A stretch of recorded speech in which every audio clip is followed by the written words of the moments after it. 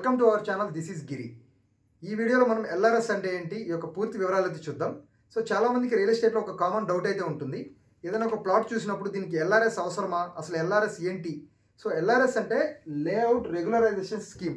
ఏదైనా ఒక వెంచర్ కానివ్వండి, పూర్తి అప్రూవల్స్ లేకుండా డెవలప్మెంట్స్ చేస్తే దానికి చట్ట ప్రకారం గవర్నమెంట్ అప్రూవల్స్తో లేఅవుట్ని రెగ్యులరైజ్ చేసుకోవడానికి మనకి ప్రభుత్వం కల్పించిన ఈ యొక్క అవకాశమే ఎల్ఆర్ఎస్. ఎల్ఆర్ఎస్ ఎందుకు తీసుకొచ్చారు?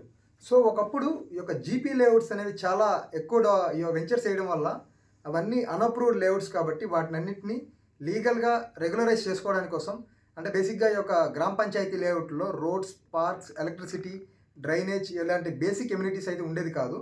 సో వాటినన్నిటికీ మనకి ఇక్కడ రెగ్యులరైజ్ చేసుకొని అటువంటి అప్రూవల్స్ అన్ని తెచ్చుకునే విధంగా మనకైతే ప్రభుత్వం ఈ యొక్క ఎల్ఆర్ఎస్ అయితే తీసుకొచ్చారు. ఎల్ఆర్ఎస్ ఎవరికి వర్తిస్తుంది? మీ ప్రాపర్టీ అనేది ఒక లేఅవుట్లో ఉన్నప్పుడు ఆ లేఅవుట్లో కనీసం 10% ఆఫ్ ద ప్లాట్స్ అయితే ఇప్పటికే రిజిస్టర్ అయి ఉండాలి. అండ్ ఆ యొక్క ప్రాపర్టీ అనేది జిహెచ్ఎంసి, హెచ్ఎండిఏ లేదా గ్రామ పంచాయతీ, మున్సిపల్ పంచాయతీ యొక్క పరిధిలో ఉన్నట్లయితే మీ యొక్క ప్రాపర్టీకి ఎల్ఆర్ఎస్ వచ్చే అవకాశం అయితే ఉంటుంది. ఎల్ఆర్ఎస్ ఏ భూములకి ఎల్ఆర్ఎస్ ఎవరో పూర్తిగా వివరాలు చూద్దాం. చెరువు, కుంట, వాగు, బఫర్, అలాగే FTL full tank levels, forest, అలాగే green zone, government allotted lands, industrial lands, and మనకు వచ్చేసి prohibited lands. So prohibited lands అంటే మనకి గవర్నమెంట్ ల్యాండ్, అలాగే Waqf board lands, endowment lands, షికమ్ ల్యాండ్స్, అండ్ మనకి కోర్ట్ లిటిగేషన్లో ఉన్నటువంటి ల్యాండ్స్, వీటికైతే ఎల్ఆర్ఎస్ ఇవ్వడానికి కుదరదు. థ్యాంక్స్ ఫర్ వాచింగ్ అండి. ఈ వీడియో నచ్చినట్లయితే లైక్ చేయండి, ఎవరికైతే యూస్ఫుల్ అనిపిస్తుందో వాళ్ళకి షేర్ చేయండి. ఇలాంటి మరిన్ని వీడియోస్ కోసం మన ఛానల్ సబ్స్క్రైబ్ చేయండి.